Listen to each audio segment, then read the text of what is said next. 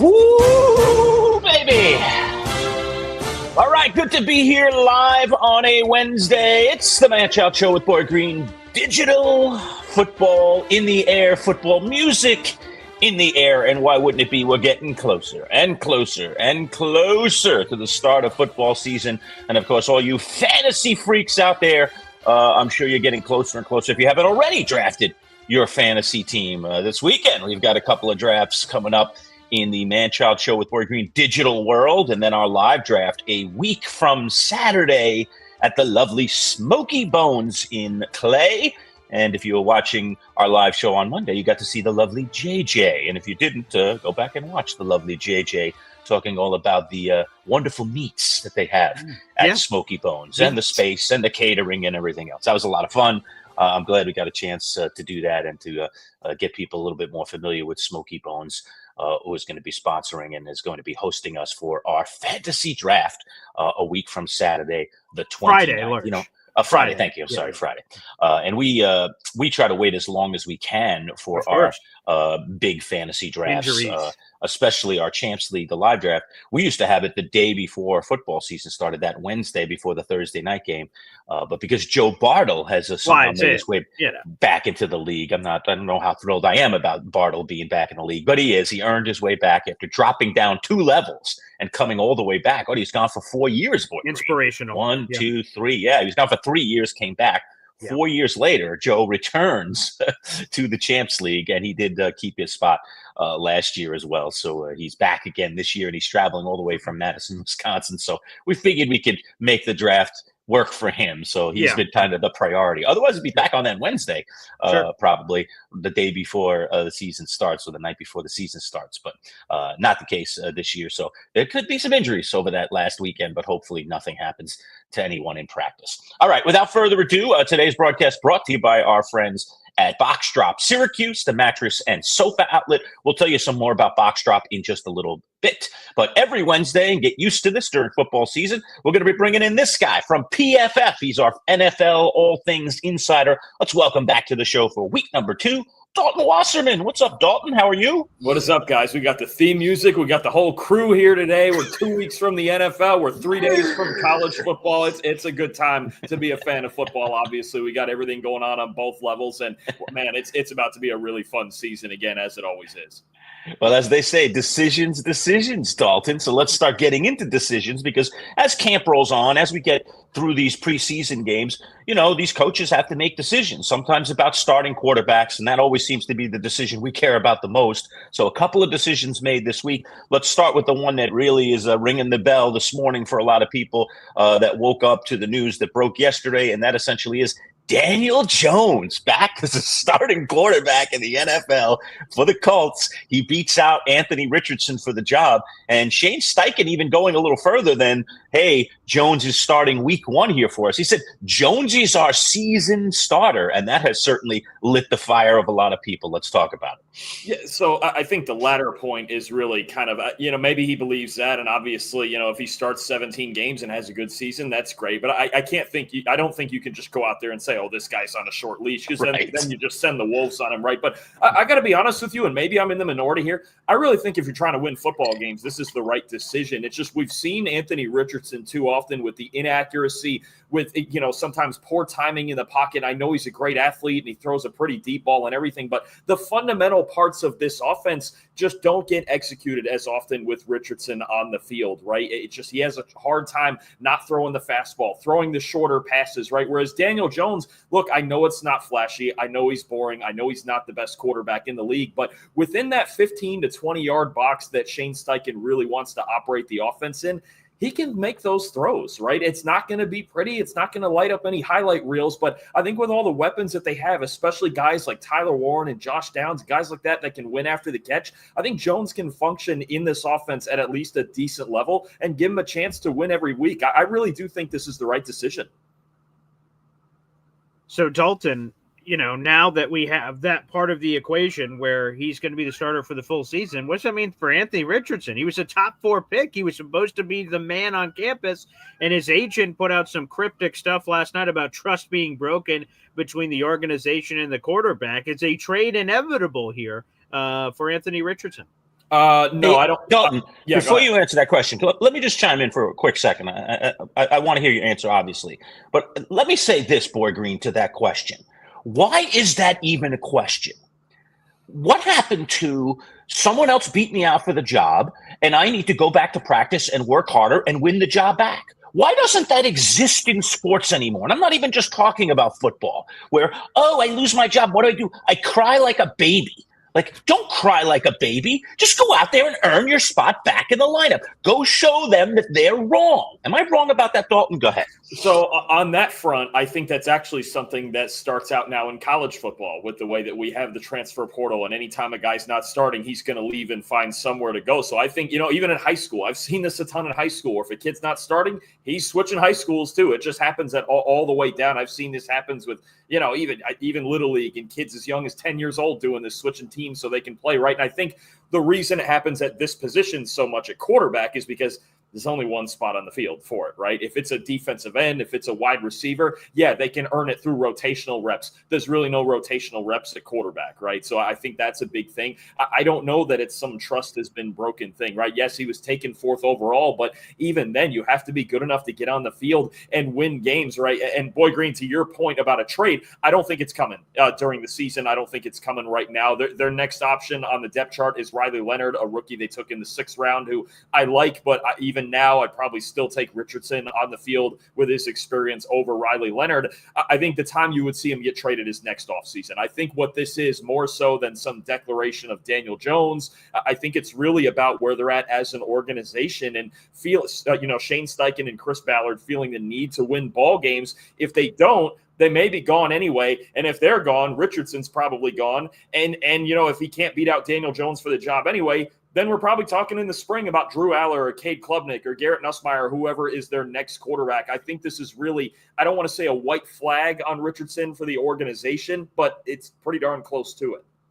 And is there something wrong with some guys just need to develop more before maybe they can do it at this level, Dalton? You know what I mean? Like, I loved it that the Giants sat Phil Simms. I've talked just this past week about I loved it that Kansas City sat Patrick Mahomes. I want the Giants to sit Jackson Dart. Anthony Richardson, we all knew it when he was drafted. This guy is a project. And guess what? The project is taking a little bit longer than we love. Okay, we'd love for the project to just come around in a year or even half a season these days because we're just instant success people. But the fact of the matter is the project isn't complete. Richardson going somewhere else and starting will be just as big a disaster as it has been in Indianapolis.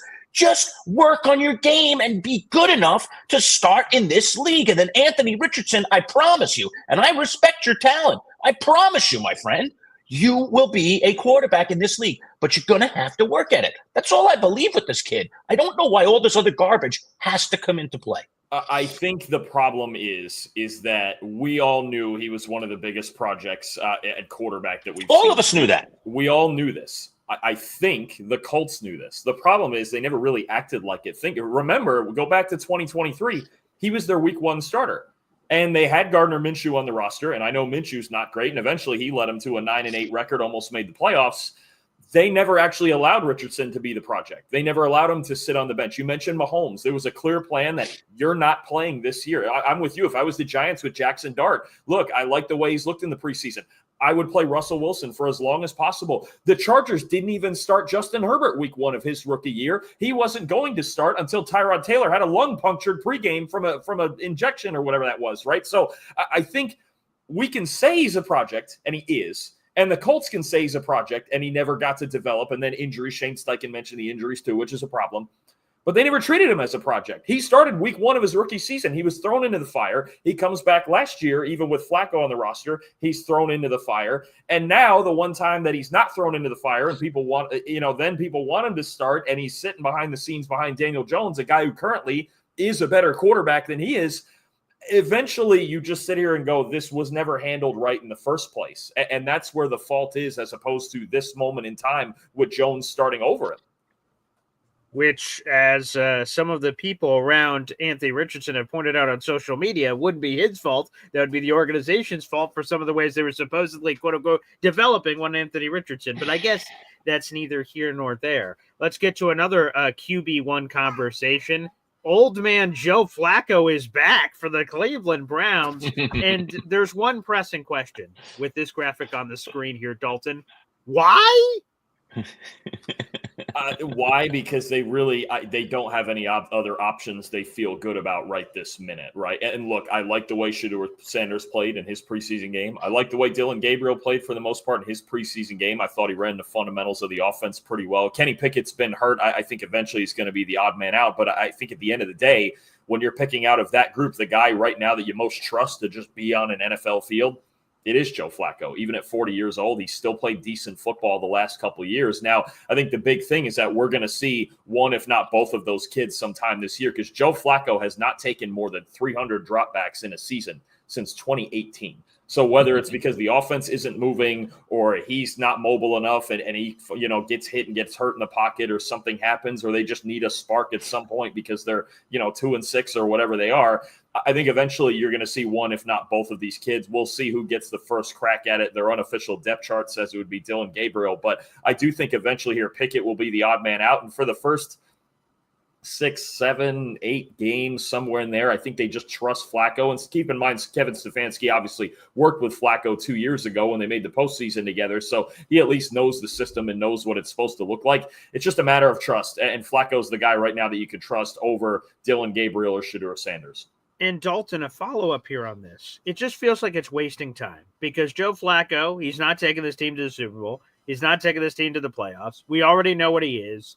And on the other side, they have 2 first-round picks in next year's draft. They made the crazy trade with Travis Hunter that ended up sending him to Jacksonville. So they have 2 firsts next year. They decided to take 2 rookie quarterbacks in the 3rd and 5th rounds, respectively, which was interesting. Bizarre. So shouldn't you say, okay, well, we took these 2 dart throws. They were sort of weird, but all right, let's see what these kids have. Split the season. 8 games for you, 7, 8 games for you, and let's go to town here and figure out if either of you are the guy. Oh, neither of you the guy? Great. We feel even better about using one of those 2 first-round picks next year on the quarterback position because, like I said, it feels sort of wasteful here with Joe Flacco, who is going to do what for you? Yeah, probably. But there's also the dimension of trying to develop the rest of this team, right, and figure out what you have in some of these young receivers and some of these young backs, even giving your defense a chance to continue to develop with some of the guys they have. So it isn't just this one spot that matters. I think Flacco, obviously, again, we know what he is. Is he functional? Yes. Is he great? Absolutely not, right, especially at 40 years old. But I do think you're going to get a condensed version of that later in the season where you're going to see probably Dylan Gabriel get the first shot at a few games. If he plays well, they'll leave him in there to keep playing. If he doesn't, then maybe Shedeur gets a chance because you're right. There's no sense in playing Flacco for 17 games, that's for sure. But I think you do want to know what you have in those 2 guys because just on the off chance that one of them looks like a capable starter, if not better, then you go into next year's first round with 2 draft picks that you could spend at other positions. They have major offensive line needs. They have major wide receiver needs. They have major needs in the back 7 of their defense. You would love to be able to say, hey, our franchise quarterback's on our roster, and we could spend 2 first rounders on 2 really good players in what is probably going to be a very defensive draft again next year. So I think they might fortify that part of it, especially at corner and maybe at linebacker again. But no, there's no sense in playing Flacco 17 games. I think he gets the first 7 or 8, and then they get antsy and go, okay, let's see what these other 2 guys have with more reps with the 2s under their belt, with more, even scout team reps under their belt at NFL speed. I just think for the early part of the season, this is the route they were most comfortable with. PFF's Dalton Wasserman joining us today. Again, today's broadcast brought to you by our friends at Box Drop Syracuse, the mattress and sofa outlet. We'll hear a little bit more about Box Drop in just a couple of minutes. One other one on the Browns, and then we'll move to some other stories going on in the NFL. But I'm just curious on your take. I know he is the forgotten man, and rightly so. But just to take, Dalton, on Deshaun Watson and whether or not he ever quarterbacks again for an NFL team.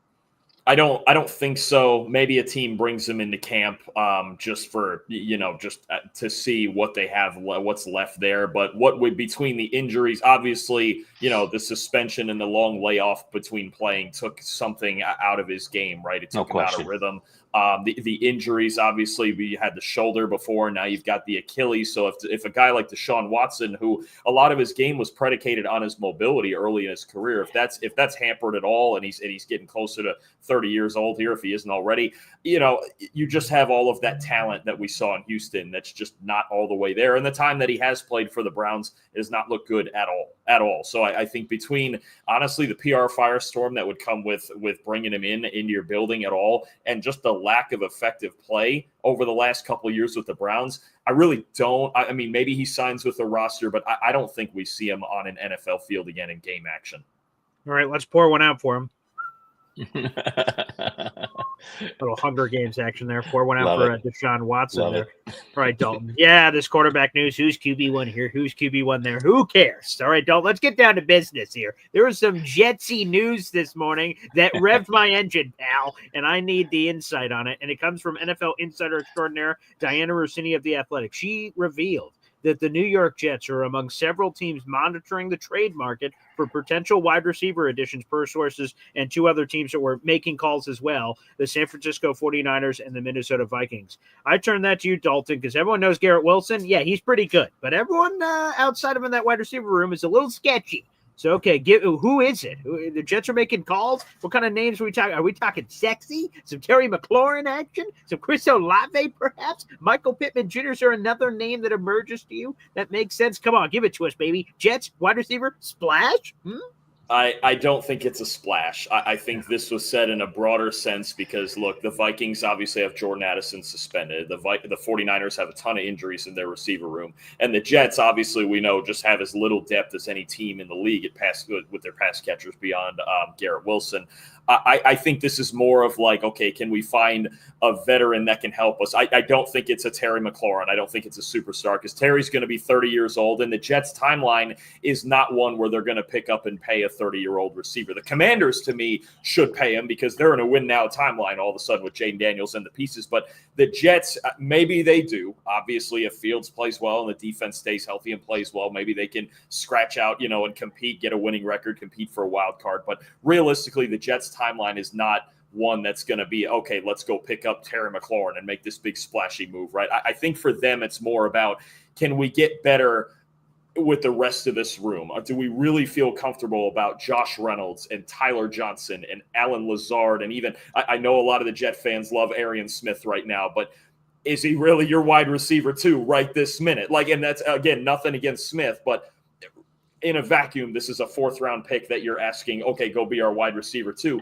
It's not that realistic unless the kid is absolutely like Puka Nacua special or something like that, right? Which is very, a very low likelihood. I think they're monitoring for cheaper options, guys who can maybe be a slight upgrade or just add more depth to take pressure off of some of those kids, right? And just be efficient separators in that offense. But I don't think it's a big, sexy name like Terry McLaurin for the Jets. So who are some of those names? You mentioned it might be lesser. Like, who's some names? Give me some names to keep an eye out for Jet fans. I want names. Off the top of my head, you might not love this, but I do wonder if there's two guys that were drafted last year to a division rival in the Patriots, and Jalen Polk and Javon Baker, maybe a couple of young guys like that they would take a chance on. I really thought John Mechie from Houston would have been a target, but Philadelphia's traded for him now, and I think a pretty good move for them. I think you look at some of the teams with just deeper wide receiver rooms, right? And you go, okay, who are the fifth and sixth guys there? Green Bay? Green Bay, possibly. I think, I know they want to keep as many guys as possible, but I still wonder about maybe a Christian Watson, especially if they're going to get Matthew Golden in there as the premier speed guy.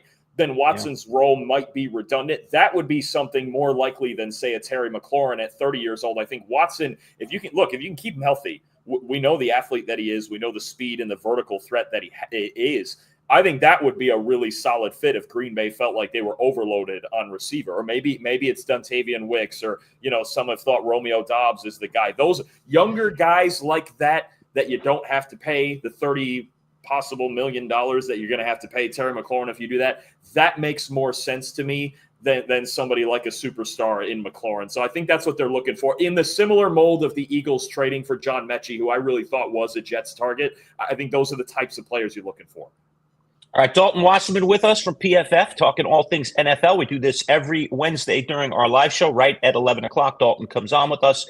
Our today's broadcast sponsored by our friends at Box Drop Syracuse. I need to get a little shut-eye, so enjoy this 30 seconds as I snooze away on one of those comfortable Box Drop Syracuse mattresses. Take a listen. Considering that we sleep nearly 1/3 of our lives, buying the right mattress is essential. At Box Drop Syracuse Mattress and Sofa Outlet, you'll get a unique experience, one that saves you 30 to 70% off retail prices on top-of-the-line mattresses like Sapphire Sleep. At Box Drop, you'll schedule a mattress fitting appointment and get one-on-one service directly with Paul, the owner. No middleman. Family-owned, huge savings, no-pressure sales designed to save you time and money. And now Box Drop Syracuse has sectional sofas and love seats as well, with prices designed to fit your budget. Box Drop Syracuse Mattress and Sofas. Set up your appointment today at boxdropsyracuse.com. And by the way, Boy Green, just to speak of sleep a moment, just a little bridge here out of our Box Drop the mattress thing. I was going to say this to you before. We have our little pre-production meeting and talking about what we're going to cover on the show today. And I was thinking last night, I think last night in a year was the best night of sleep I have gotten in a year. Oh, right? Wow. Okay. And you and I from time to time talk about sleep. I'll tell you, I like wake up in the middle of the night. Sometimes I just get up, then I just go to work. You're very open. I've had a really weird sleep experience for the last year. But my wife is still in Syracuse. She hasn't joined me yet. She's coming down for the wedding, but she's driving down. I flew down yesterday, right? So she's not there. So no rustling or rolling into bed, right? No distractions there. Nice. I only got about 2.5 hours because I had the 6 a.m. flight. I told you that yesterday, right? Sure. When we were doing it. I was like, so I was dead tired, but I did still stay up till like 11 o'clock. But I mean, like a rock, I slept less. Didn't wake up once. Woke up in the morning. I was like, wow, fantastic. So I don't think I was on a Box Drop mattress, but nonetheless, I just wanted to get that off my chest because it makes me feel a little bit better. Well, you want to know what would make me feel better? Dalton has rejected all of my advances. Ooh, wide receiver, this could be cool. Dalton's like, no, you're going to get this and you're going to like it. Exactly. But let me throw one more at you, Dalton. There's one more. And this is my number one target. I sort of whispered it a couple of months ago, and no one picked it up. I'm like, okay, I'll try it later. Now seems like a better time than any. Here's a wide receiver target for the Jets. Come on, Dalton, give it to me.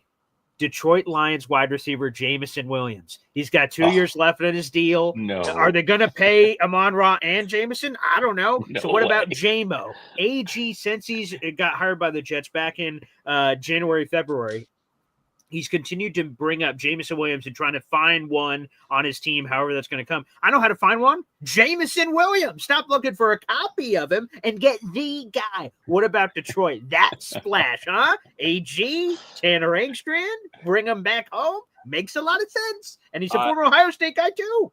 I think ask that question again in 6 months when we're closer to the end of that deal. Right now, the Lions, even with 2 new coordinators, they believe they're trying to win a Super Bowl, and they're trying to do that with Jameson Williams. I would say if we get to the end of this season and there are questions about their offense, the OC, the O-line, Jameson's contract, all of that stuff, ask that question again when the season is over. Right this minute, not happening. They're trying to win a Super Bowl, and they have a better chance to do it with J-Mo than without. That makes sense. That makes a lot of sense. Let's go to Dalton. Are you a big fantasy football guy? I'm in one pretty serious league. I don't get in like 8 or 10 leagues like some people do. But yeah, I'm a solid fantasy guy, and we certainly have a lot of the experts here at PFF too. Our guy Nathan Yankee is the best in the business, so a lot of times I'll just ride with whatever he tells me to do, and let's go. Yeah. Okay, because we have a fan question from our audience. So okay, no pressure. Don't screw up this guy's draft. Okay, Dalton. Here's the question from Paul. Again, his parents named him wonderfully here. Paul De Niro here on the show. He says, I have the second pick of my fantasy draft. Is it crazy to draft Josh Allen, the MVP of the league, as my first pick, which would be the second overall pick in his fantasy draft? Dalton. I'm usually a fan of I don't usually take quarterbacks in the first round. I think I might consider that if I was picking it like, I'm assuming it's a 12-team league. I might consider that if I was picking like 11 or 12 and the wraparound was longer, right? And I had 2 picks back-to-back and one of them was Allen. But I think I would be more likely to go with one of the premier names at the top right, Jamar Chase, Justin Jefferson, Bijan Robinson, Saquon, somebody there second. And then when you get the wraparound, when you're at the end of round 2 or beginning of round 3, that's a spot where I might think about if Allen's available, Lamar Jackson, if he's available at the end of the second. I'm not usually a fan of taking quarterbacks in the first. If I was going to do it, I would do it at the end of the first, second pick in the draft. I'm taking something safe, whether it's, like I said, Chase or Jefferson or Bijan Robinson, I think is in for a huge year. I'd be more likely to do that. Okay, thank you for the question, Paul. There's another question coming in here. And what in the name of everything that's holy? Phil asks in on our YouTube channel. BG, what about Jalen Hyatt? I think the Giants will trade him. I'm sure they will. But you want to know what? If I wanted a traffic cone, I'd go to Lowe's. Jalen Hyatt sucks. I don't want this random scrub. The problem is right. I mean, difference maker. Come on, man. Trade him. I mean, he's not worth anything. That's the problem. The Giants are hoping he can turn into something, and then at that point, maybe you could trade him. Yeah. But right now, he's kind of a pipe dream. So we talked to Ed Valentine, who's a Giants insider regularly, Dalton, and we keep getting updates on Hyatt. He caught a pass or two in the last preseason game. It seemed like the Giants had him kind of actively. I think the big complaint with him, and his coaches kind of articulated a little bit, Brian Dable, is that he needs to get on the field. You know, he seems to be hurt a lot. And how the heck are you going to get better if you aren't out there doing the drills and working with the quarterbacks and so on and so forth? But give us your take on Jalen Hyatt, and could the Giants trade somebody young like him? They could. I think the one thing that if he is healthy, he brings is obviously blazing speed. I think the two complaints about him, the injuries, like you mentioned, and look, something that happens with some of these Tennessee receivers that come out of college and the system they run is it's not a whole lot of route tree in there, so there's not a lot of route diversity. The one thing I will say is when you do have Russell Wilson and you do have Jackson Dart, even Jameis Winston as your quarterbacks, the Giants are trying to throw the ball vertically better, deep down the field. We saw that with the big post route to Bo Collins, and if Bo Collins is going to make this team, then I'm not really sure where Hyatt fits in anyway. But the fact that he still has that 4.3, 4.4 type speed and can get downfield is somebody the Giants may still want on the field occasionally. But the lack of route diversity and, like you mentioned, the injuries, there's a reason he's no higher than wide receiver 4 on that depth chart right now for sure. So maybe he's a trade target, but you mentioned that you wouldn't get more than a pick swap or maybe a 6th or 7th round pick straight up for him. Make sure you guys like the video, hit subscribe. We're streaming live on the Manchild Show Boy Green Digital Facebook page and YouTube page, along with my YouTube page as well, at Boy Green 25. Dalton Wasserman, our NFL enthusiast here on the program for all things National Football League. Dalton, there's a lot of stories going on right now, but I want to flip it over to you. What's a story that we should be talking about more as we head into the preseason finale? And before you know it, the regular season's here. What story needs more coverage? I think it's really about these pass rushers. I mean, I know it's a big story, but when you talk about the real threats of a trade for Trey Hendrickson, what's going on there in Dallas with Micah Parsons, these are game-changing type players and a team that I keep thinking about that I think their biggest flaw is their pass defense. I really think we need to keep an eye on the Green Bay Packers, and I know, look, everyone wants to talk about Jordan Love, Matthew Golden, all those receivers, the offense, how high-flying they can be if Love is healthy. But I think something that could keep them out of Super Bowl contention is their pass defense. I don't love their pass rush on their defensive line. I don't love their cornerback room right now. I think they could be in a lot of shootouts this year. They didn't look very good on defense in their game against the Jets a couple weeks ago. I didn't think they looked great last week against the Colts, although they weren't playing a lot of starters. They also have a lot of injuries on their offense right now in their wide receiver room and their running back depth. So I think the Packers are a team to watch. I think that entire NFC North is fascinating, man. I'm telling you, the way Caleb Williams looked the other night, the Packers and some of the flaws that I think aren't getting talked about. Minnesota and their J.J. McCarthy situation. Detroit still has a boatload of talent. I don't know what to make of this NFC North, but there's some things in the Packers' pass defense that would worry me. If I was them, if the Bengals are saying they want a first-round pick and a young player, this is the trade I would make. I would send him a first-round pick and Lucas Van Ness. I would do that. I don't think he's been great the last 2 years. I think to upgrade from him to a primetime pass rusher like Hendrickson, that would be a trade I would throw on the table and see if the Bengals, because the Packers defense with Trey Hendrickson added to it, him on one side and Rashawn Gary on the other, that's something I'm all of a sudden afraid of. I would really think about if I'm Green Bay looking into these pass rushers. All right, beautiful. Well, Game of money, man. Game of money. Yeah, it seems that way. Again, the Bengals should want to keep Trey Hendrickson if they want to. You just mentioned, right? You said, hey, Paul, why would the Lions – what are you, an idiot? Why would the Lions trade Jameson Williams to try to win a Super Bowl? Yeah, that makes sense. Why would the Commanders be trying to trade Terry McLaurin? Why would they pay him? Why would the Bengals not pay Trey Hendrickson? It just doesn't make any sense. So we'll see if logic reigns supreme in some of these crazy situations here, Dalton. So we'll see what happens.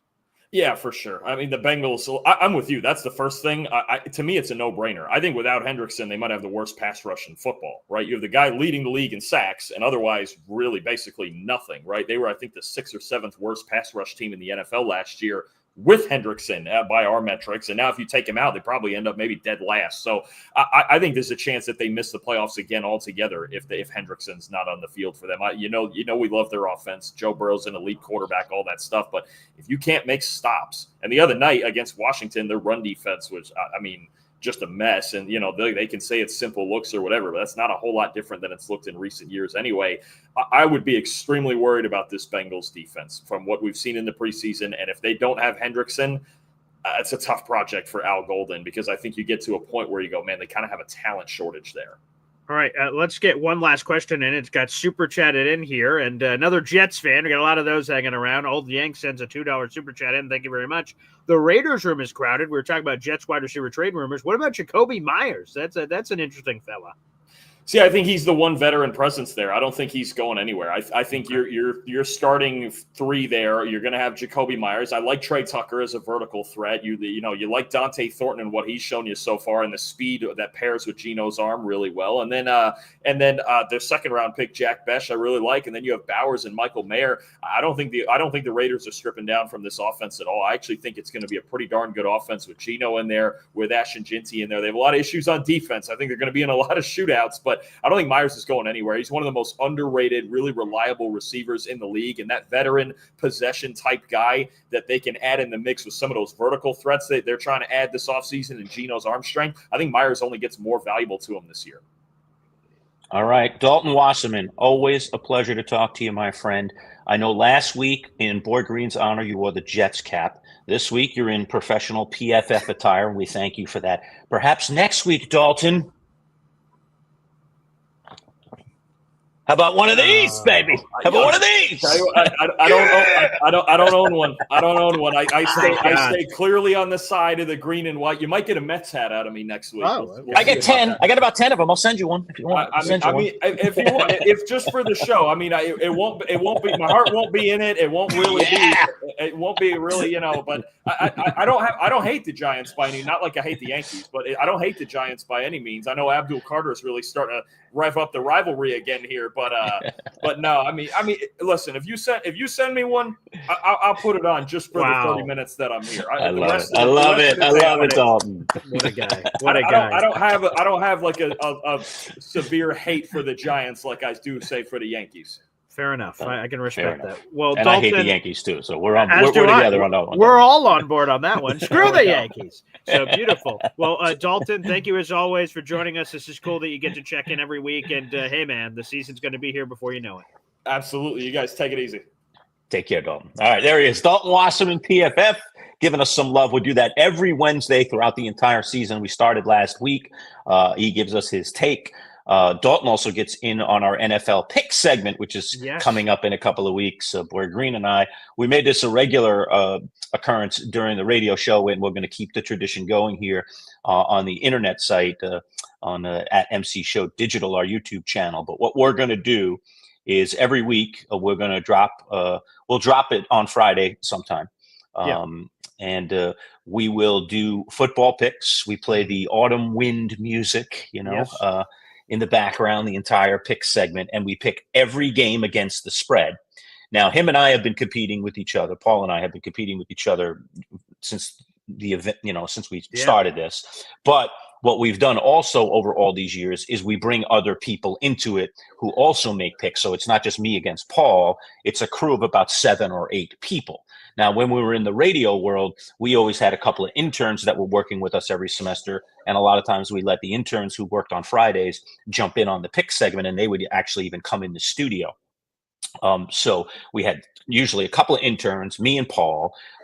Dalton will be picking for the folks at DFF, so he'll send in a sheet every week. Again, every game against the spread. Pick it against the spread. Right. Joe Bartle started jumping in on this about 5 years ago. Our fantasy expert, who is with us every Friday. We'll do another live show with Joe this Friday at 10:30. So Bartle's in on the pick segment. That's 6. We put out on Instagram, and we'll continue to do that this year for all of you folks watching right now, and who watch this later on, every single game with the spread in the middle, and you choose like a poll. I want the Giants +3. I want the Jets plus. So it takes just a couple of minutes to just go through the 15-ish games that you have each week. All right. And then whoever, based on the numbers, if 60% of you pick the Giants and, 50% and 40% of you pick the Jets, if the Jets and the Giants were playing each other this week, then we would, for the fans, pick the Giants because 60% of you said the Giants. So we take those tallies, that poll essentially that you guys put out there for us, and we take your favorites and we put in a sheet for the fans. So that makes 7. And then sometimes we bring in other people. I think we're going to bring back an old-time intern this year. Yeah. He's going to send in his picks because a few years ago, a guy named Intern Ed, maybe, we'll see. I'm going to be very, very, I'm thinking about this, but maybe right around the time the season starts or somewhere very early in the season, maybe we'll bring in Ed for an episode. All right. Wow. Let him pick with us so that you can see who Ed is, because you have to see and hear intern Ed, no longer an intern now in the professional world. But we reconnected with him in the final week of our radio journey. And he was, he was waxing a little poetic, and he was, dare I say, somewhat disappointed that the 1 year that an intern actually won the season-long picks, that he wasn't invited back. Well, he wasn't invited back because he was no longer an intern. He went into the professional world. And why the heck would we bring him back, right? But he was disappointed by that, and he expressed that to me during our last week of our radio tour. Yeah. And I said, all right, Ed, you know what? Okay. You thought you were the big cheese. You took us down for one season. I won't deny it. He had a terrific season, by the way, that year. Picked incredibly well. And I said, all right, we're going to bring you back, but here's my commitment. If you don't win it again, you're done. You're never coming back. If you win again, okay, if he wins this year, then I will be forced to bring him back next year. In other words, so he'll get a rebirth if he wins it a second time. So I'm going to give him a swing this year. And so he's going to be sending in his picks every week, and we'll tell you who he picked. But maybe for 1 week, Boy Green, I'll let him come in, all right, so that people can meet him. They can see him, they can hear him, because he's got a strange voice. Yeah. he's just an interesting guy, to say the least. So Ed will make an appearance, and Ed, I already told Ed he can make picks with it. There's a picture of Ed. Okay, yes, so Phil was asking, was he the one with the pink hair? That is him in my living room. Yes, he was the pink hair guy. Yes. Yeah. So intern Ed, strange as he may be, intern Ed will be back this year to make picks, and I'll give him at least 1 week where I'll let him join the live stream here, Boy Green, and he can. He should, because to be honest, I think just hearing internet or whatever we call him now, Ed Gallagher, I guess his name, like Ed pick this, Ed pick this. That's not really entertaining. So to get the craziness of Ed, I think would be very compelling, entertaining action. So so let's bring him in. I'm all for it. Big Al chiming in the chat. I might as well throw this up there. We were talking a little earlier about the Yankees. Hate is such a harsh word. Well, we still do hate. Well, I intended. Yeah, I'm glad that it's harsh, because that we meant that very harshly. We meant that harsher than harsh. Yeah, I can confirm. That was 3 of us in the room saying no thanks to the Yankees. That's nice to hear. Nice to hear that Wasserman's a Met fan, by the way. Go ahead, Boy Green. No, that helps. No, I would say the other cool thing about this, because, we hear it every once in a while, and there's a few people in our chat that were radio people that now came over to the digital world and say, it's different. That's true. And there's good and bad things that are different. But a good thing that's different with our picks, the cool thing is Lerch, we have visual opportunity. So when we're announcing the picks, at the beginning of our segment, we say, all right, here's the standings, here where everyone stands. I can put a visual graphic up of putting where everyone stands. We can have a scrolling ticker down below where everyone could just come in and go, oh, wow. Boy Green second. This person's third. This person's fourth.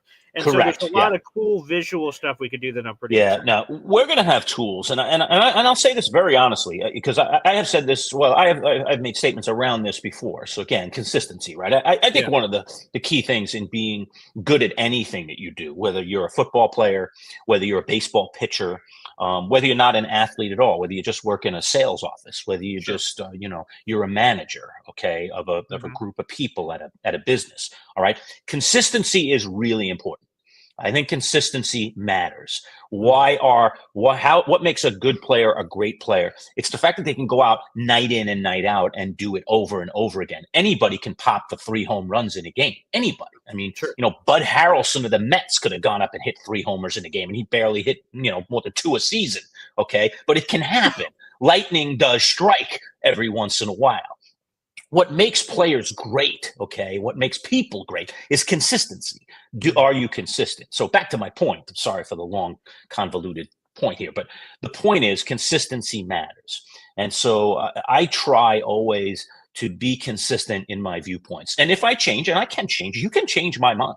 I can have my mind changed by logic and good argument and maybe a change in the way things are happening in the world. I mean, I once revered college football. Now I'm in a love-hate relationship with college football right now because I hate what's going on. While I agree with the premise, players should get a piece of the pie because everyone else has been collecting the pie forever. And what are they doing to earn it? I totally buy that premise.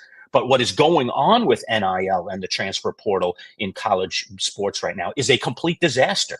It is chaos. It is an asylum. It is bad for the sport, okay? Regardless of the fact that now some people are getting paychecks that deserve it. I'm down with that. I agree with it. I'm glad they won that lawsuit all those years ago. But what's happening is just chaos. And it's ruining the sport. It's making the sport less interesting. Every single year, I'm becoming less and less interested in college sports because of the way college sports is run, because there is no consistency. We need consistency in life, folks. We do.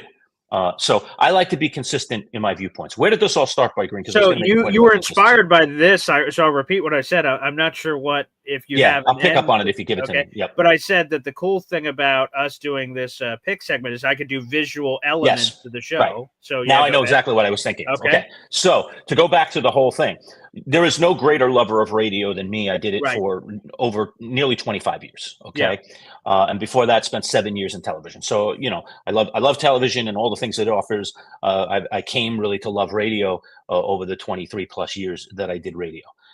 I've been in this digital world with you for less than 2 months. Okay. Yep. We aren't even at our 2-month anniversary. And by the way, thanks to all of you. Bravo. I give you a golf clap right here. We are approaching 60,000 views. That is incredible. Our subscribers are getting close to that 300 magical number, which will be the David Tyree giveaway. I don't have it on my wall here because I'm at my mom's and not at my house, but I assure you it's sitting on the wall at my house right now. And it's going out the door hopefully in the next month. Okay. When we get to 300 subscribers, I can tell you that in less than 2 months, I am finding this digital world, YouTube, our YouTube world, and I know we put it out in the social media world as well, just as, if not more enjoyable than the other 2 worlds I've already experienced. I think there is more to offer. I love the growth of this space. I love the fact that we can reach anyone at any time, which is amazing. I mean, radio, we had a signal that went, 20 miles in this direction, 15 miles in this direction, whatever it is. And okay, if you happen to be there, and you happen to be on a particular frequency, well, there you are. For this, not only can you come and join us right now, as we have, people with us right now watching us live, but, hey, I feel like, seeing what the fellows are talking about at 1 o'clock this afternoon. Guess what? You can watch this whole show. Okay, all over again, start to finish. You can watch it tomorrow. You can watch it next week. You go on vacation for 2 weeks, you can come back and catch up. It's wonderful, and it's archived, and it's there forever. Or you can see it in short version. As you know, we put out regularly these little, what you call shorts in the world of YouTube. They call them reels, right? In the Facebook world, I think. Yeah, sure. And on Instagram. Whatever. You know what they are. There's these little 30 to 60 second videos. Well, guess what? We're regularly producing that stuff as well. So if you just want a taste of what Jake Asman said a couple of days ago to us, if you just want a taste of what Ed Valentine was talking to us a couple of days ago, you don't have to go back and watch the whole, 20, 30-minute interview. If you want to, you will. Maybe Ed says something that really tickles your fancy, but you can just pick up the highlights, dare I say, and we try to provide that for you as well. So I love this world. I'm really, really enjoying it. the fact that I could be sitting at my mom's today, because I'm down, I have a wedding that I'm going to, and I have things going on, and I can just still do a show, and be there just, other than the background, be exactly what I normally am for these, and you're not, for our many viewers. It's awesome. It's just so awesome. And Lerch, you correct me if I'm wrong, you didn't have to do any backflips to do what you're doing right now, right? Right. Correct. To even be at your house. That's what I'm saying from a convenience factor. It's not like you had to bring a full studio, multiple mics, cameras, everything. You were able to do it pretty, conveniently. So pretty easily. Yeah. So, and I bring my laptop with me anyway. So my laptop was coming regardless. And now it's just here performing another function. No, I'll say this. I miss two things about our old world. Okay. Two things that just immediately come to mind. Number one, that we're just not sitting right next to each other. That right now you're sitting in Oswego and I'm in New York City. All right. We can see each other. We can still have a conversation, but there is something about interacting with another human being right next to you, having a chance to kind of chat with them. When we go out to commercial breaks, we would typically be talking to each other, and figuring out what our next move is. And that is a really nice kind of thing. I can even give you a hand signal, like, hey, hold on a second, hold on, Paul. I would put my hand up to him sometimes at the radio. Said, hold on. I gotta finish this. Yeah. Right. Right. Yeah. And you're not going to jump in here. I'm like, it's a visual faux pas. I'm like, hold on, don't do anything, look stupid. It is stupid, right? All right. So there are some, dare I say, some rules and some protocols in the video world that you just kind of try to abide by so that it doesn't become an annoyance to the people who are watching. I get that. I know I did TV. I understand. All right.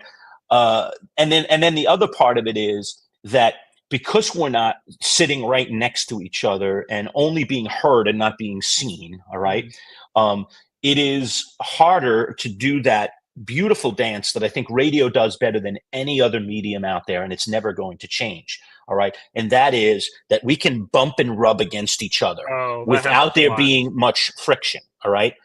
You see it even when we have a guest like Dalton. Dalton was going to answer your question, but I had to get that. I just wanted to make that statement because that Anthony Richardson thing is really, I get some things up in my craw sometimes, and it really, I got to release. That's part of why I do this probably is like something in sports just gets under my skin. And I'm like, you know what?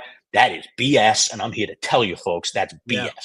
So this Richardson thing is bugging me just from the standpoint of now we're going to get the agents and everybody talking about, we got to get him out of here. No, how about you just get better, Anthony? How about agent? You just work on your client, watching more game film, throwing more passes in practice, being on the field and staying healthy. Maybe get on a nutrition program. I don't know what he does. I shouldn't pick on him. Right. I don't know everything he does off the field, but the reputation, at least that which has been out there publicly, is that Richardson may not be the hardest worker.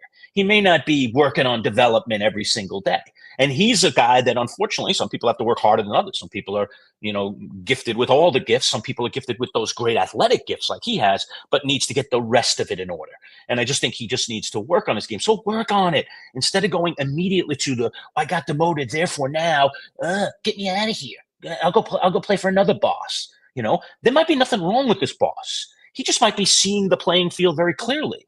So anyway, sorry about the tangent, but sometimes things get stuck in your craw and you got to get them off. But back to the radio thing, and then I'll end the conversation here.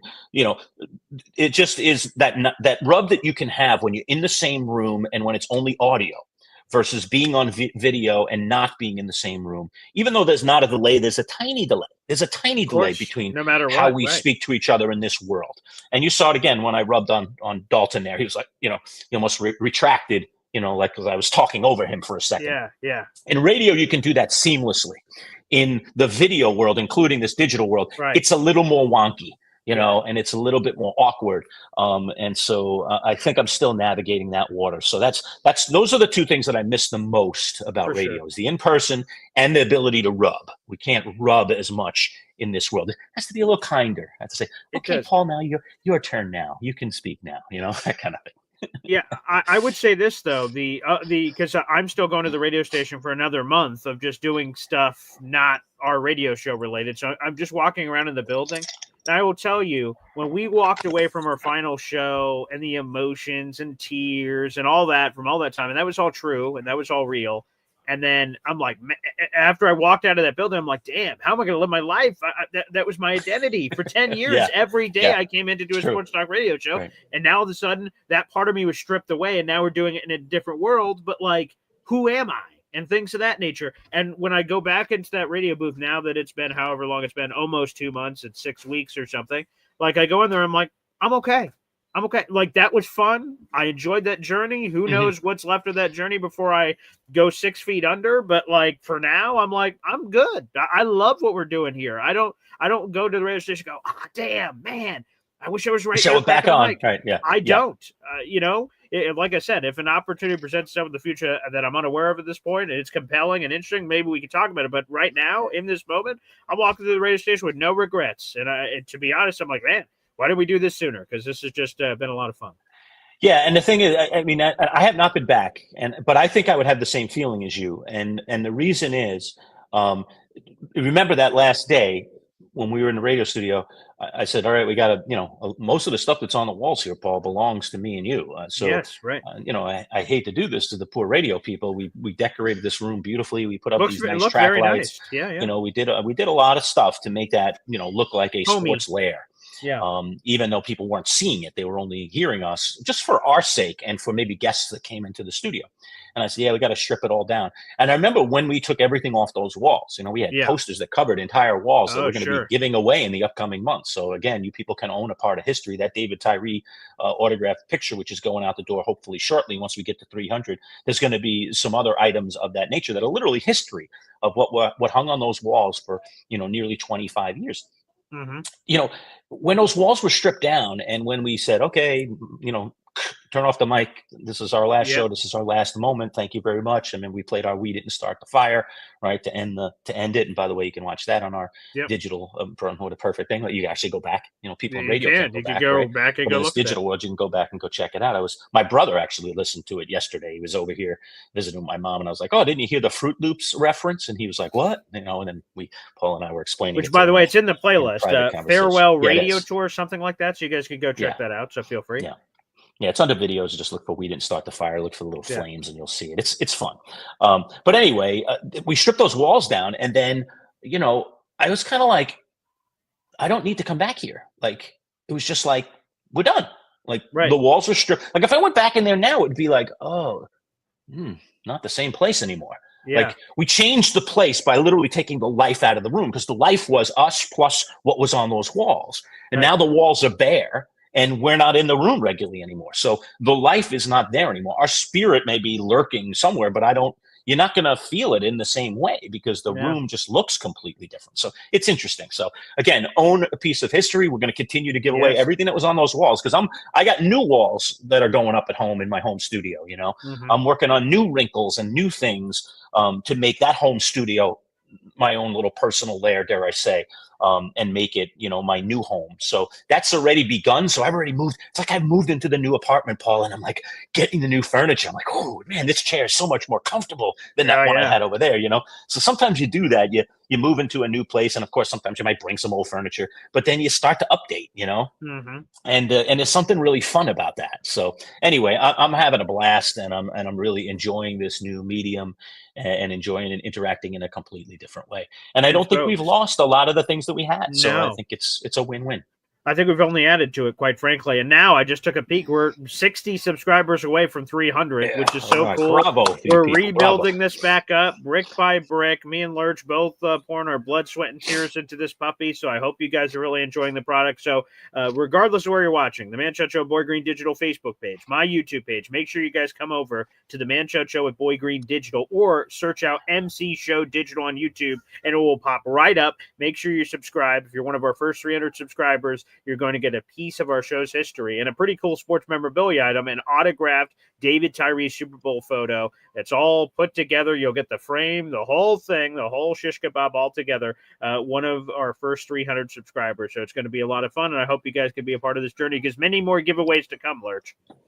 Yeah. By the way, let's get back into some sports news. So thank you, everybody, for indulging. And from time to time, we just go off like this. And, there's a philosophical nature to this show that if you stay on board with us, if you are already a subscriber or you become a subscriber, that you're going to experience.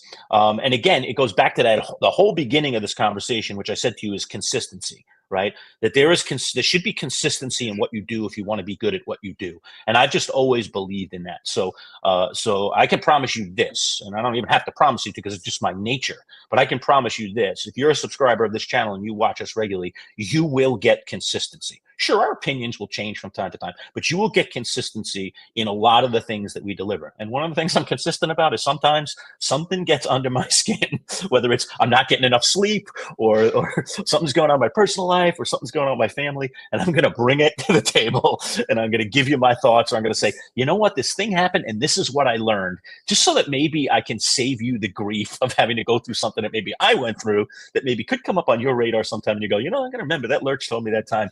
I'm not doing that. I'm taking this road rather than this road. So if I can help you in some small way philosophically, I'm down for it. All right. Anyway, did you, by the way, Boy Green, let's get into some sports stuff because I want to spend a little bit more time here during our live show here on a Wednesday. Mm-hmm. And by the way, brought to you by our friends at Boxstrop, mattress and now sofas as well, where you can get really inexpensive sectionals. Fantastic. Go see our friends at Boxstrop, just off of Route 11 in Cicero, New York, where you will just save 30 to 70% on furniture and on mattresses. It's incredible the amount of money that they will save you, and the stuff is really, really high quality. It's fantastic. Okay, so I was reading the Rich Cimini piece. Did you read that Rich Cimini piece about Aaron Glenn and his confidence, Boy Green, in I believe so, Justin Fields? Oh, so yes. We have Fields coming off a couple of wonky performances, dare I say, in the first two preseason games, especially the Giants. He played a little better in the first game, I suppose, but still has not really, looked great. And Aaron Glenn immediately is now in defense of his quarterback. So go ahead, entertain that thought. Yeah, for sure. He has been defending him the entire time. I would say Justin Fields looked really good in the preseason opener. He only had one drive that went right down the field, scored a touchdown. He showed some throwing. He showed some running. It looked really good. The Giants one obviously was not good. The only silver lining is he led the Jets to a scoring drive on the second drive of the game, got him into field goal range for a field goal. So that was nice, but come on, I can't church it up. And he was 1 for 5 for 4 yards. So it wasn't great by any means. But AG has been an adamant defender of Justin Fields. And why wouldn't he be? Because they selected him. They chose him this entire offseason. And he just continues to say, basically, it's not quite Dino Babers visualized in season 1.5. That's where it's going to pop. But he's just sort of said, we believe it. It's going to happen. Some of the criticisms have been Justin Fields has not been taking deep shots. He didn't take deep shots at the Jets joint practice I was at. He hasn't taken them in games. And Justin Fields continues to say that he is more than comfortable. If the defense is going to give him 8-yard chunks, if it's not exciting for the fans, so be it. But we'll take these 8-yard chunks all the way down the field and make plays happen. And Aaron Glenn just believes that it's going to click, it's going to pop, and all that's going to happen there for him. Yeah, and it's, again, I think he's going to be a great mentor for this young man. Now, it's up to Justin Fields whether or not Justin Fields is going to be a franchise quarterback. I also think one of the things that I know you said you saw some of it in game one, but one of the things you don't do in the preseason, and this goes for every team out there who's managing every quarterback that matters out there, especially your starter. You don't put your starters and especially your quarterback in harm's way. So Justin Fields, at this point, best attribute are his legs. Okay. And I would say the same thing, by the way, about Lamar Jackson. I would still say today, to this moment, the guy that's won 2 MVPs, right? He's won 2, right? He's won 2. He should have won 3. Yes. Maybe. Some people would say that. All right. He's already won 2 MVPs. I would still say to this day, 2 MVPs on the trophy mantle. Okay. Lamar Jackson. Lamar Jackson's best attribute is his legs.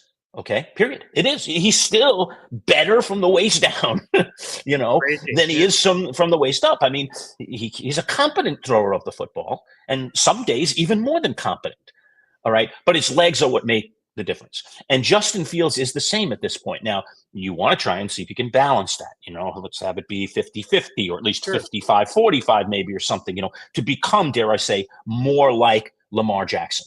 That's what the Jets' goal should be, is to try to bring Justin Fields more into the realm of what Lamar Jackson has been able to become. because then he's just an unbelievable weapon. So the Jets could do no wrong in making this move. It may not be the answer. It may not be their franchise. I don't know. But the guy's still only 26. Mm-hmm. He is right now the second best running quarterback in all of football, and that's not bad. Agreed. Okay. Yep. And and he's getting a chance to do this with a relatively young team, with a coach who I think is a good mentor. And they are totally saying this is yours. And everywhere else he was kind of like, is this yours? Is this not yours? I mean, certainly the situation in Pittsburgh last year was very, very foggy right from the get-go. I mean, their intention was to start Wilson, and then Wilson got hurt in camp. And then they were like, I guess we're starting Fields. And then he goes out there and he's actually performing pretty well. And they're like, well, our intention really was Wilson. We're going to go back to Wilson. And they end up doing that. So the kid's, he's had some trials and tribulations, but sometimes, it's the tough stuff that builds character anyway. So we'll see. I don't know, but very much like many of our insiders, we were talking to Jake Asman the other day, and Jake is just like me. I think we are totally on the same page. We would love to see Justin Fields succeed. Like, I just kind of rooting for him. But Willie, well, that's on him, because he's going to have to learn to be a better processor of information, and he's going to learn to have to be more accurate with his arm. And if he can do those two things, then he can become more like Lamar Jackson, and he's a superstar. This guy could be an MVP candidate. Sure. But we're just not there yet. But who else was out there? Who else were the Jets going to swing at this point? Well, so I think it's a very worthwhile swing, regardless of whether it works or not. Go ahead, BG. How you just ended is exactly what I was going to say. The other quarterbacks, according to insiders, that the Jets were considering were Carson Wentz, who's still a free agent, by the disaster. way, and Marcus Mariota. So come on. Oh, my God. I mean, that was door number B and door number C if you out there are not satisfied with Justin Fields. To me, again, I say the same thing that you just said. Is it going to be a success or not? I don't know. Justin Fields is going to determine that. However, in terms of the swing of the bat, the Jets made the best swing of the bat at quarterback they could have possibly made if they were going to move on from Aaron Rodgers. And obviously the Jets very early in the process decided they were going to do that. So then the next step is, let's take a guy like Marcus Mariota. You know what he is at this point. Carson Wentz, you know what he is at this point. The canvas is unfinished for Justin Fields. They believe in the building that he could be a franchise quarterback. Now, other people can laugh on the outside and say whatever they want and say, there is no way in hell, but the Jets believe it. And if they believe it, then let's see what this year's going to be. It's either going to be great and he's a franchise quarterback, and there you go, we fixed it, or you're going to find out he's clearly not the guy, and now you have your first-round draft choice next year and other assets, and you try to go find the answer next year. To me, I think it was a worthwhile swing. You didn't spend too much money. He's making $20 million. That's like, I think it's 20th among starting quarterback salaries, or it was at the time. I don't know what it's evolved to now. I mean, it's a worthwhile swing. Let's see what happens, and I'm excited to see it's different. It's different than the Jets have ever had in their history. All right, let's do the take. Dalton obviously talked about it, but let's talk about it together here for a moment, and that is Daniel Jones getting the starting bid here for the Colts. We talked a little about Richardson, so let's focus a little bit more on Jones. I think the Colts are in for it. I think they're in for it. The Giants gave this guy every chance in the world, and then some. He's a backup. He's a backup in this league. Unless he can do a Geno Smith and somehow later figure it out, that a new scenario with a different coach and a different system, maybe just something clicks and it works. That kind of happened for Geno. We all thought Geno was washed. We all thought he was done, but he was still a relatively young guy. And then he gets with Pete Carroll, and then boom, it was like magic. And all of a sudden he's a more than competent quarterback and still hanging around in the NFL. So that's Daniel Jones's only path. But I don't see it. I just don't see it. This guy is a scoop of vanilla ice cream, man. I mean, he doesn't even have sprinkles on there. There is just nothing interesting to me about how this guy plays the game of football. Yeah, I would say this for the Daniel Jones experience. I don't love Daniel Jones. And experience. You're calling it an experience. It is good, bad, and everything in between. It's an experience. But what I would say is this. His head coach is Shane Steichen, and he got the best out of Jalen Hurts before, who was a mobile quarterback. Daniel Jones is a mobile quarterback. People don't look at Daniel Jones and think he's a mobile quarterback like Lamar Jackson or Justin Fields, but look at the numbers. They speak for themselves. I think here's another thing. The harsh spotlight of New York. Being the starting quarterback of the Giants is a thing. Being the starting quarterback for the Jets is a thing. Being a starting quarterback for the Dallas Cowboys is a thing. You have more than just the job to account for. You have to account for the media, the fan scrutiny, and everything else that comes with it. In Indianapolis, no offense to the Colts, but the light is nowhere near as harsh there that it is in Giants land or Jets land or Cowboys land or any of these places. So if that bothered Daniel Jones with the Giants, he's in a place where obviously the team believes in him. They didn't just call him the starter for week 1. They said he's the starter for the season. So they're putting their eggs, and by the way, that's their only eggs. Shane Steichen and Chris Ballard, their general manager, could be fired if this doesn't go right. And with that, they're took us on the line. They're saying, Daniel Jones, you're our guy. So if I'm Daniel Jones, I am uplifted. I am like, wow, they are confident in me. And I think one of the most hidden or not so hidden things about being a quarterback is confidence is key. You need to be confident in yourself, and the people around you need to be confident in you, a belief in yourself and your teammates. So to me, while I'm not the biggest Daniel Jones fan in the world, the thing that I feel good about is that they all believe in him, and this is a fresh opportunity with a bright offensive mind and Shane Steichen. Yeah, let me just add this though. All sure, right, please, and you're right to say nothing that you said. I don't disagree with anything that you said, but the Giants showed confidence in Daniel Jones. They paid him over Saquon Barkley. They paid him. Sure. Okay. Money that he honestly, ultimately, based on the stats, didn't earn. Okay. It wasn't worth. Okay. Didn't live up to. They didn't tell me what was the since this guy has come in the league. What was his competition on the Giants? Did the Giants bring a single guy into camp that threatened his job? No. Not that I remember. And if you listen to comments, not only by Brian Daboll, but by previous coaches who coached Daniel Jones, I don't remember how many have coached Daniel Jones, just 2 or 3. Probably, all right. Every single one of them was a Daniel Jones fan, at least publicly. Daniel's great. Daniel's smart. Daniel processes. Daniel's got great legs. Daniel, has shown the ability to throw the ball down the field. He just needs to put it all together. Everything that was ever said in New York about Daniel Jones by his coaching staff, by his organization, and frankly, what really matters, putting their money, in front of their mouth, essentially, all right, was we love Daniel Jones. And all Daniel Jones ever did for New York was underperform. He had one reasonable season where Giants fans got to the playoffs, beat the Minnesota Vikings. It was like, wow, maybe this isn't as bad as we thought. And that led, of course, to the Giants giving him the contract, which was a disaster, as we have come to see. So confidence is nice, but I think the Giants showed plenty of confidence, and he couldn't deliver. Now, could a smaller market and less attention and less spotlight, which clearly he's not all that comfortable with, be a beacon of light for him? It is possible. But I just want to go on the record and say the Giants didn't show lack of confidence in this guy ever. No coach, no front office member, nothing. It was always positive thoughts about Daniel Jones. It was a fan base that hated him, and frankly, with good reason. Let's take a step back from the philosophical. Admittedly, fine. Giants want to have confidence in him, fine. So I'll take a step back from that. Let's just get to the brass tacks here. If you go to PFF, we just had PFF on the show. Shout out to Dalton Wasserman, Pro Football Focus. They ranked the 32 offensive lines in football heading into this season. Guess, where do you think the Giants rank? Out of offensive line rankings heading into this upcoming season, they did a ranking. Where do you think the Giants rank out of 32 teams? Giants offensive line going into this season. Correct. According to PFF. Correct. Yep. Their analytics, their numbers, their hoopla. Yeah. Okay. I hope I'm not way off on this one, but I have to think that it's not good. So I'm going to say 32 teams, the Giants rank 22nd. 28th is where they rank. Okay. So they're a bottom 5 offensive line in football. Agreed. Okay. Where do you think the Colts rank? The Colts, they got that kid from, I think it was Notre Dame a few years ago, who has really been that was Quentin the one Nelson, that was the draft. Sure. Quentin Nelson, where the Giants could have maybe taken him and they needed offensive line. They didn't. Sure. He's been fantastic. I know he's had some injuries in the last year or two, but he's still fantastic.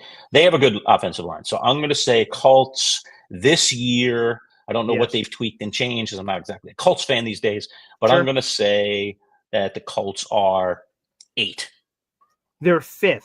The 5th best offensive line in football. And here's this from PFF. They put a blurb in it. The Colts squad center Ryan Kelly and guard Will Fries depart to the Minnesota Vikings in free agency, but this unit is still among the best in football. Indianapolis may be home to the top left tackle guard pairing in the NFL, with Quentin Nelson's 81.3 PFF overall grade, ranked fourth best among all guards last year, and Bernard Ryman, his left tackle PFF grade was 85.1. So long story short, right, we want to get rid of from philosophy and touchy-feely and confidence. All right, let's get down to bare tax. The Colts have one of the best offensive lines in football. They have Jonathan Taylor in the backfield. They've got Michael Pittman Jr. at receiver, along with other pretty good receivers, Josh Downs, Alec Pierce, things of that nature. And in the first round, Tyler Warren out of Penn State, who apparently is looking awesome and should be on fantasy radars. So we go to that. Belief and all that hoopla, just, made up hoopla. What about the brass tacks? He's got the best offensive line he's ever played behind and all these weapons around him. That also, to me, gives me the confidence that, hey, if Daniel Jones is ever going to be something, hey, with the top 5 offensive line in football, that could be the key. So then if he fails here, Paul, can we say it's official? I already think it's official. But if he fails here, it's official. Right. Okay, it's official. He's not a starting quarterback in the NFL. It's official. Or he's not a franchise quarterback. Sure, in the whatever NFL. You want to call it. You can run him out there and start him, but he's not going to win you a lot of games. So this is why I think he's going to be halfway decent, to be honest with you. We'll see. MFC agreeing with you, although he said it this way. Honestly, I think Daniel Jones has the skills and heart to be successful. There you go.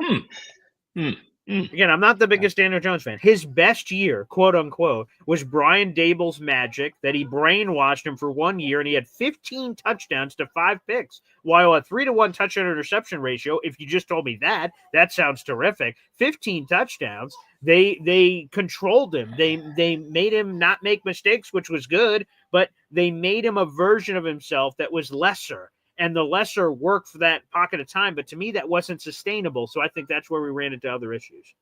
Yep. All right. MFC followed that up, by the way, with this comment, which is, again, credit where credit's due. There's accuracy here.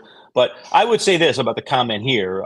They paid him, gave him 0 offensive line, let their paid QB be sacked 11 times in a game. Who leaves their starter in to be sacked 11 times? All, true. Which was the Cowboys game he's talking about the week 1 a couple years ago. Yes. But the fact of the matter is that it's not like the Giants weren't trying to fix the offensive line. It's not like the Giants weren't attempting to put tools around Daniel Jones. I think they drafted with him in mind a lot of times and trying to make the team better, particularly the offensive side. I think as a result of that, in all honesty, it caused the Giants to suffer because they made bad draft picks and then didn't fill those gaps. I mean, Kadarius Toney, not a good draft pick, wide receiver. The list goes on and on. Obviously, Evan Neal's failures. But we can just go through, just how guys just haven't completely and utterly panned out. That the Giants have put, high level, first and second round, even up to third round draft picks into their offense and just hasn't panned out. So there's some truth to that, but I don't know. I still, while I agree with what MFC is saying, Daniel Jones, go back to my touchy-feely world, because that's the space that I operate in a lot of times. Yes. He just doesn't look the part. Fair enough. When given time, when given open situations. Remember that play? We talked about it last year, I think it was on the radio, all right? Or maybe it was the year before, right? All right. But they were showing, and they were showing it on SportsCenter and on the ESPN talk shows ad nauseum. There was a play where Daniel Jones got loose, he escaped, he rolled out to his right, and there were 2 receivers coming across the field in his direction. Okay. And both of them had defenders chasing them that were at least 5 yards away. Okay, so great separation. They were wide open. I mean, it was like, and he was running that direction, and the players were running that direction. So you're rolling right, the players are coming right. They see the quarterback's running route, so they break off their routes, and one is the deep guy, one is the short guy, and they're running the same direction as Jones, clearly in his vision, and he's got the ball in his hand, and he's looking at that moment down the field. He looks at the 2 wide open guys and decides neither wide open guy is open enough. And he tucks it and runs and gets like 3 yards or something. And they just kept showing it over and over again. Like, how did he not see that? What is going on in this guy's mind? It's just one play in one game. Right. Yeah. But it was, to me, a depiction of a dichotomy of a guy just not aware, just not seeing the field, just not being what a good quarterback needs to be. That, to me, seeing that one play on top of a compilation of a whole bunch of other things, just made me say it's just time. It's just time to move on from Daniel Jones. Clearly, we made a mistake by paying him. We made a mistake by giving him that extension, and it's just time to move on. period. Well, by the way, Philly Noodles, I know because he's been talking about it all offseason, is a massive Daniel Jones fan. And he says we're making his spidey senses tingle with Danny Dimes over there, which good for you, Philly. And by the way, you got yourself another raffle ticket for our contest with your contribution. So thank you. But, we'll just see what happens. Again, he's the guy. Anthony Richardson is not breathing down his neck. I think he's got a lot of weapons around him. He's got an offensive line, and the Colts are desperate. The front office is desperate to do things. So let's see how that sort of works out. It'll be an interesting watch nonetheless, whether it fails or succeeds. That'll be fascinating. Yeah. Okay. Yeah, Philly jumped in with one more here. I'll throw this one up on the boards. It's on topic here. You can fix that, Manchild. You can't fix a bad thrower of the football or someone who never reads defenses. I would argue that Daniel Jones at times has been a good thrower of the football. I think at times he's been a poor thrower of the football. I think if we were really to dig in on tape on Daniel Jones, you would see exactly what Daniel Jones is. You want to know what Daniel Jones is? He's not god-awful, all right? And he's not Joe Montana. He's mediocre. Purgatory. He's vanilla ice cream. Okay. He's got no sprinkles. He's got no syrup. I'll say this about Justin Fields, and I don't know that Justin Fields is going to have a better career than Daniel Jones. At this moment, he isn't, okay? But I'll say this about Justin Fields. Justin Fields is rocky road with sprinkles and some caramel drizzled on top. And heck, I might start throwing some other crazy things on there. That guy has some crazy stuff that, like, if you could round it out, if he could just kind of get it between the ears right, if he could figure it out, if there's just some little, all right, look out, okay? I don't see the same thing with Daniel Jones. I know people talk about his legs. He's not a bad runner, and he's had some moments where he's run the football, but sure.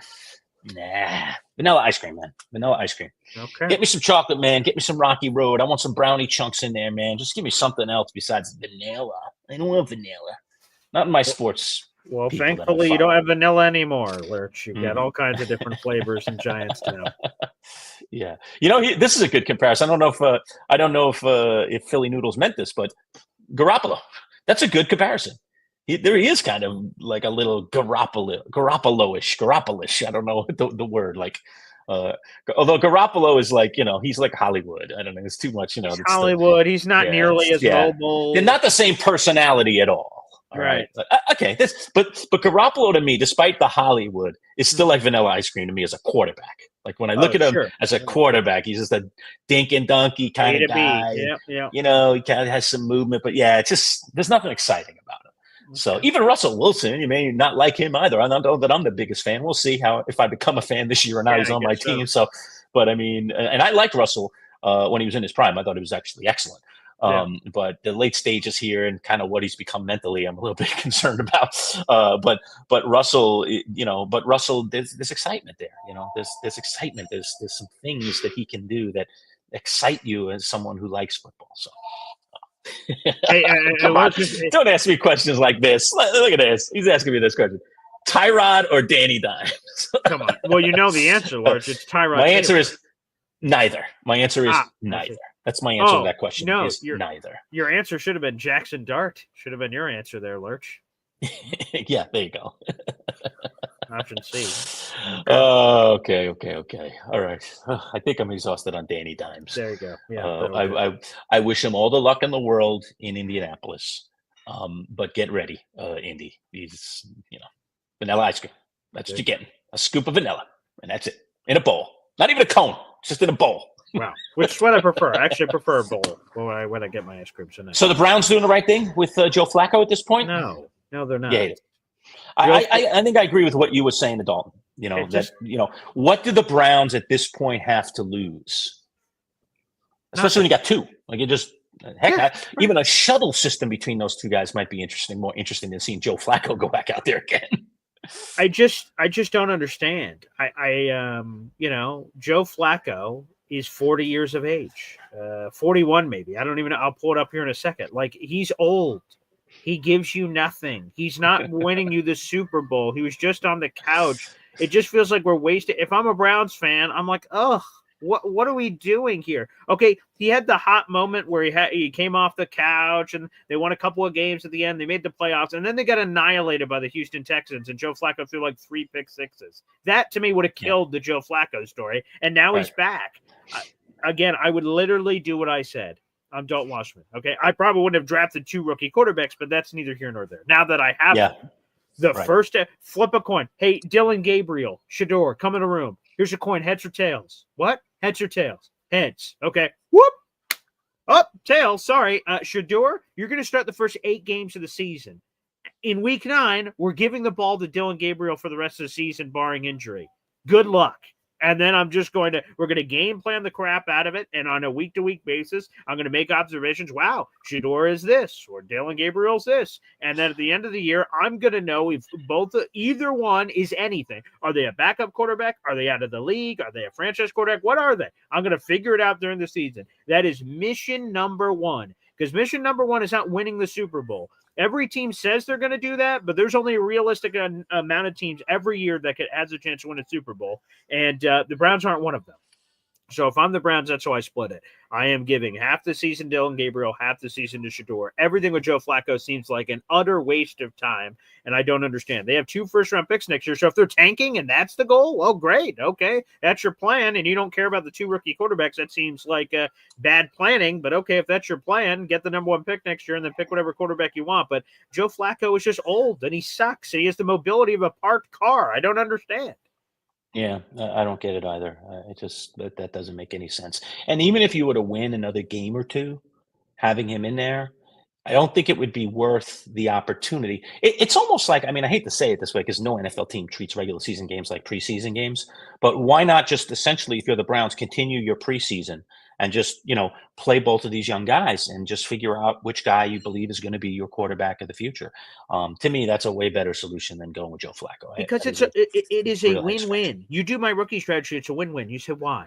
Okay. Well, if they both suck, you're getting the number 1 pick. Great. Figure that out. Or if they're great, sweet. We just found a franchise quarterback in the 3rd or 5th round, respectively. That's cheap rookie control for the next 4 years. Great. Right. Either way, you win. You get conviction in your decision. Joe Flacco just feels like wasted time, but hey, what do I know? I'm just some guy in Oswego, New York. And I even think that Kenny Pickett would be a better choice. Now, I know he's hurt and he hasn't been playing, but let's just assume a healthy Kenny Pickett. So you roll Pickett out there as the sacrificial lamb, essentially, to take some of the hits. Meanwhile, you evaluate Pickett, and, is he anything that could become something? Because I still think there's some questions there. He's still a relatively young guy. He's really only gotten 1 real crack. So is he going to get another swing at this? Okay, at some point, is someone going to believe in this guy? He showed promise, certainly, in college. So I would be more in favor of that than just running out old Joe. So yeah, that's really a head scratcher. Hey, great news for us Giant fans, Boy Green. I don't know if you heard this hot off the presses this morning, but 3 guys back at practice for the Giants. Number 1, Malik Neighbors, who we kind of expected, but then we were hearing about this back issue. So Neighbors back at practice for the Giants. Number 2, Cam Scatterbo. Back at practice for the Giants. So that was a question. Is he even going to be ready for the opener? If you've got still 2 weeks to go before the opener, it looks like Cam Scatterbo, barring a setback, is going to be back. So that's good news because he was having a very promising camp. And then number 3, the biggest of them all, Boy Green, Andrew Thomas is back with the Giants practicing. Andrew Thomas returned to practice. He's off the PUP list now, and he's got about 2 weeks to get ready for the opener. So maybe we ought to believe Giants brass when they said they were confident that he was going to be back on the field for the opener. Looks like he's going to get, has not been participating in training camp, did not go to the OTAs. It's just been rehab. He had that Lisfranc surgery on the foot. So it does look like Andrew Thomas is now getting ready for the season opener. I'm sure we're not going to see him in this preseason game on Thursday. Giants, I think, play tomorrow night. But it does look like there's a very good chance he starts against the Commanders, which is big news for the Giants for sure. So, Lerch, you talked about 3 guys coming back. I don't know if you heard this news late yesterday. The Jets also had 3 guys return yesterday. Quinnen Williams returned to practice. He got hurt very early in camp. He's back. Jermaine Johnson had his first practice coming off a torn Achilles, coming off the PUP list himself. And Sauce Gardner is back. He had a calf issue as well. So the Jets got massive reinforcements yesterday. The Jets, at this current moment in time, are currently running their final public training camp practice as we speak. That is happening right now, and then they're closing shop like every other NFL team, and then normal media will cover it moving forward. But this is the last practice open to the fans today, so it's great news that both teams seem to be getting healthy at the right time, Lerch. All right. Got to have these guys. Okay, so let's set up the rest of the week for people here, BG. We've got our usual live Friday at 10:30. Come with your fantasy football questions. That, of course, will be our guy Joe Bartle, so you don't want to miss that. That is Friday at 10:30 again. And we do about 30, 35 minutes with Joe, so you want to be on time, and you certainly want to jump into the comments and make some, ask some questions, whether it's drafting questions, whatever you've got on your mind. Maybe you've already drafted your team, trades, anything that you want with Bartle. We'll have them all season long, and we're going to do it live every Friday. So we've got that. Ed Valentine is getting dropped today. So this afternoon, our interview with Ed Valentine, Giants insider. We'll get you some inside the Giants stuff from camp as the Giants kind of getting close to wrapping up that. And then Anthony Prohaska. Thursday. Oh, yeah, we got Anthony. That's right. Yeah. Okay, we're doing Buffalo Bills on Thursday with Anthony Prohaska, our Bills insider, right? So we've got Giants and Bills coming your way, and fantasy football live on Friday, so you don't want to miss all of that. Boy Green, anything else? I'll give you final thoughts here.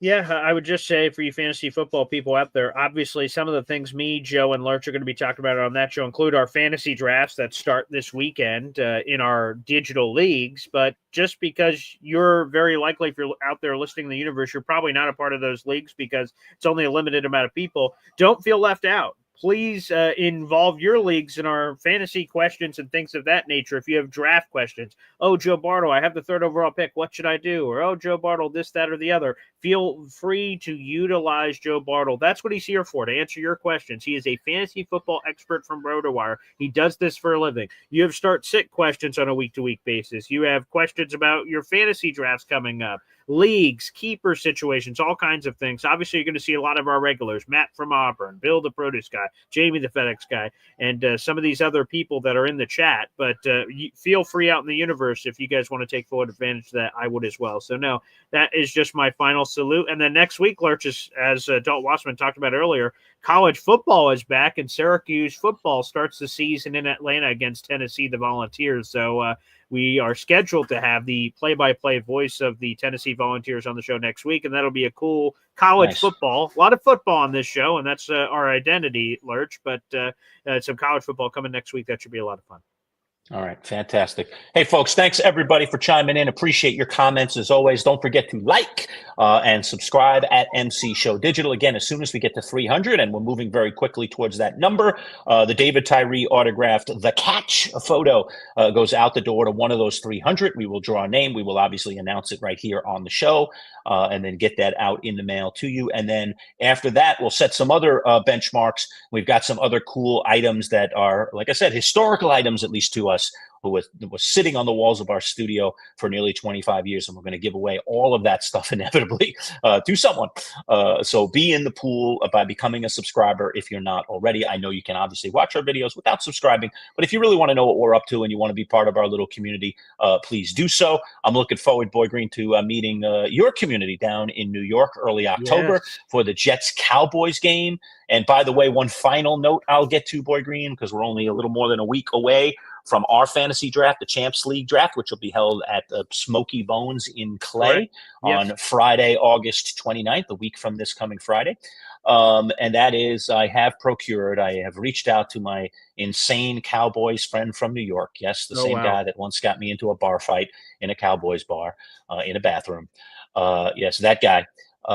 He is on board and is going to deliver to me before I leave the New York City area. I think I'm actually going to go see him tomorrow. All right, nice. He's going to deliver to me some Cowboys paraphernalia to wear to the draft. For those of you that don't know, I lost a bet to a listener while we were still on the radio, and one of the members of our fantasy league, Jamie, and in losing that bet, my end of the bet was to wear Cowboys attire to the draft. All right, to the draft.